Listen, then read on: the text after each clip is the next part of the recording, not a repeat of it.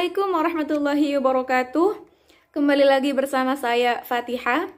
Di sini saya akan melanjutkan video yang minggu kemarin, yaitu membahas dua buku. Yang pertama buku The History of the Quranic Text karya Muhammad Mustafa Al-Azami, dan buku yang kedua yaitu buku Rekonstruksi Sejarah Al-Quran karya Taufik Adnan Amal. Selamat menyaksikan, semoga bermanfaat. Langsung saja pada buku yang pertama, yaitu buku The History of the Quranic Text karya Muhammad Mustafa Al-Azami. Di sini saya akan membahas dua bab, yaitu bab yang kelima dan yang keenam. Pada bab yang kelima ini menjelaskan tentang rekaman dan penyusunan Al-Quran. Meskipun Al-Quran diturunkan secara lisan, Al-Quran sendiri secara konsisten menyebut bahwa sebagai kitab tertulis. Nah, ini menunjukkan bahwa wahyu tersebut tercatat dalam tulisan. Pada dasarnya, ayat-ayat Al-Quran tertulis sejak awal perkembangan Islam.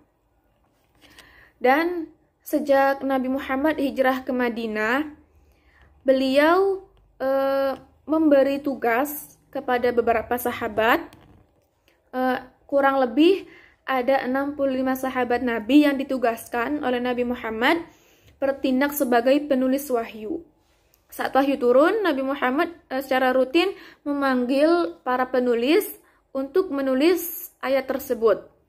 Seperti Zaid bin Thabit menceritakan, ia seringkali dipanggil atau diberi tugas oleh Nabi saat wahyu itu turun. Terus dijelaskan juga tentang susunan Al-Quran. Nah, susunan Al-Quran ini yaitu dengan susunan ayat ke dalam surat. Susunan ini memiliki keunikan yang luar biasa. Susunannya tidak secara urutan, secara wahyu diturunkan. Nah, dalam hal ini, Allah menugaskan Nabi Muhammad sebagai penerima mandat.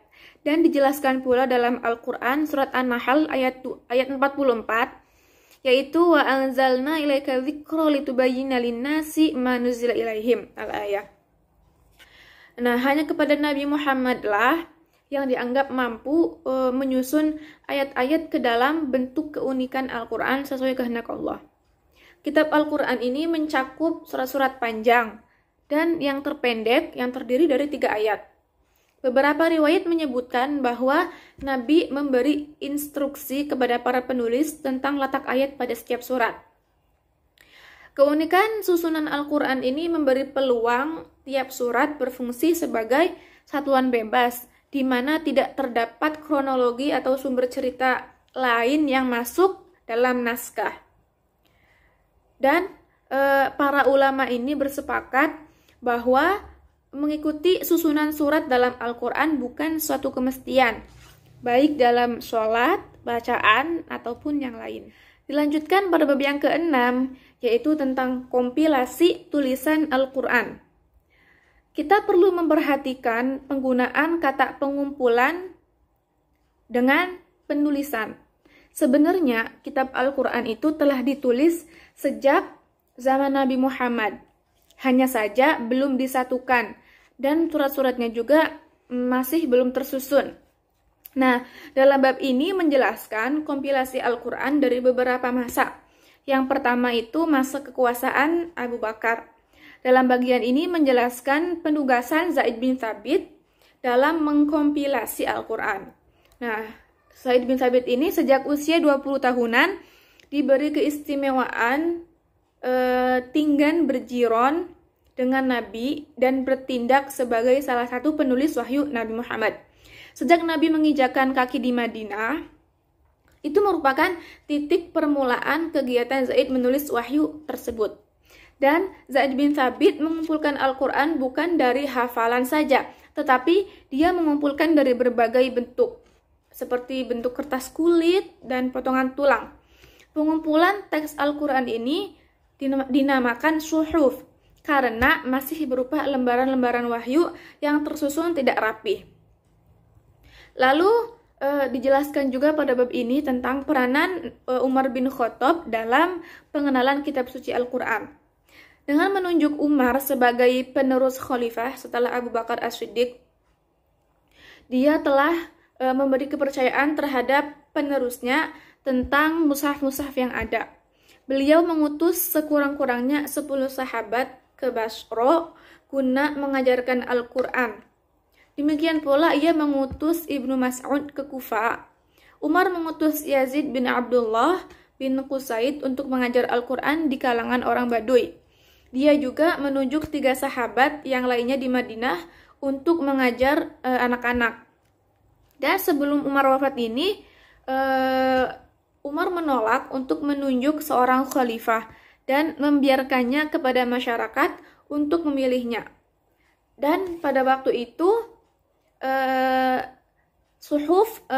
suhufnya Umar ini diamanahkan kepada Hafsah, yaitu mantan istrinya Nabi Muhammad. Selanjutnya yaitu pada buku yang kedua, buku rekonstruksi sejarah Al-Quran, karya Taufik Adnan Amal. Di sini saya juga akan membahas 2 bab, yaitu bab yang keempat dan yang kelima. Bab yang keempat ini menjelaskan tentang pengumpulan pertama Al-Quran. Di dalam bab ini menjelaskan tentang pengumpulan pertama Al-Quran, baik dalam bentuk hafalan maupun dalam bentuk tulisan.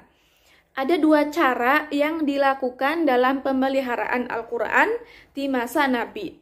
Yang pertama, yaitu menyimpannya ke dalam dada manusia atau menghafalkannya. Dan yang kedua adalah merekamnya secara tertulis di atas berbagai jenis bahan untuk menulis.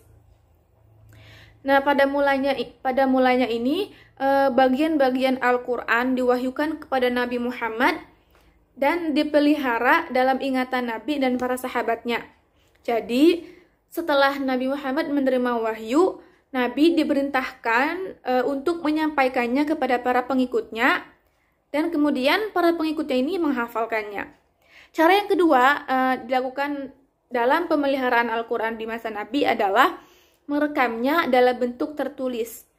Teori yang paling populer di kalangan ortodoksi Islam tentang pengumpulan pertama Al-Quran secara tertulis adalah dilakukan pada masa kekhalifahan Abu Bakar.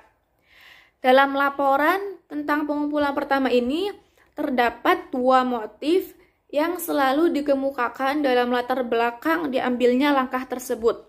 Yang pertama adalah bahwa Nabi itu belum mengumpulkan Al-Quran dalam satu mushaf tunggal hingga wafatnya. Yang kedua, yaitu berhubungan erat dengan motif yang pertama, wafatnya sejumlah besar penghafal Al-Quran ketika pertempuran Yamamah yang menimbulkan kecemasan Umar bin Khattab bahwa banyak bagian Al-Quran yang nantinya akan hilang. Nah, sehubungan dengan motif yang kedua, yaitu wafatnya sejumlah penghafal Al-Quran pada perang Yamamah, bukan merupakan alasan utama untuk mencemaskan hilangnya bagian-bagian Al-Quran. Karena sebelum terjadinya perang Yamamah, terdapat upaya yang serius dan sadar dari kalangan sahabat Nabi untuk memelihara wahyu dalam bentuk tertulis. Berseberangan dengan opini yang dikembangkan kalangan ortodoksi Islam, beberapa sarjana barat justru mengemukakan teori sebaliknya bahwa Al-Quran telah dikumpulkan pada masa Nabi. Tetapi menurut A. Welch, temuan-temuan manuskrip Al-Quran yang awal, terutama manuskrip para Utsmani di Sana'a, Yaman, telah meruntuhkan gagasan tentang pengumpulan Al-Quran yang dilakukan sendiri oleh Nabi. Dalam manuskrip Sana'ani ini, ekstensi mushaf yang berasal dari Nabi itu jelas sangat meragukan, karena kalau mushaf semacam itu benar-benar eksis, maka kebutuhan untuk mengumpulkan Al-Quran setelah meninggalnya Nabi ini tidak mungkin muncul ke permukaan. Dilanjut pada bab yang kelima, yaitu menjelaskan tentang mushaf-mushaf pra Utsmani. Nah, di sini kan dijelaskan tentang mushaf-mushaf pra Utsmani atau sebelum Utsman melakukan penyeragaman teks Al-Quran pada masa khalifahnya, yakni capaian-capaian para sahabat Nabi melalui transmisi lisan atau tertulis yang direkam dari generasi ke generasi. Ini juga yang menjadi rujukan awal varian pra-Utsmaniyah atau sering disebut juga mushaf sahabat, sejumlah mushaf lama, dan lain-lain. Namun, yang paling sering ditemukan oleh perujukan kepada mushaf-mushaf pra-Utsmani yang populer, yaitu seperti mushaf Ibnu Mas'ud, Ubay bin Ka'ab, dan yang lainnya. Pada abad keempat Hijriyah, beberapa sarjana muslim melakukan kajian khusus mengenai mashahif. Sayangnya, itu lenyap ditelan masa, hanya bekas kutipannya saja yang tersisa. Dan satu-satunya yang tersisa sampai ke masa kita adalah yang disusun oleh Ibnu Abi Dawud. Namun, pembahasannya juga paling sempit dari kitab-kitab lainnya. Kemudian, dari kitab ini dan berdasarkan manuskrip lainnya, yaitu Artuf Jafari, mengklasifikasikan bahwa mushaf-mushaf lama terbagi menjadi dua kategori, yakni primer dan sekunder. Yang dimaksud dengan mushaf primer adalah mushaf independen yang dikumpulkan secara individual oleh sejumlah sahabat Nabi.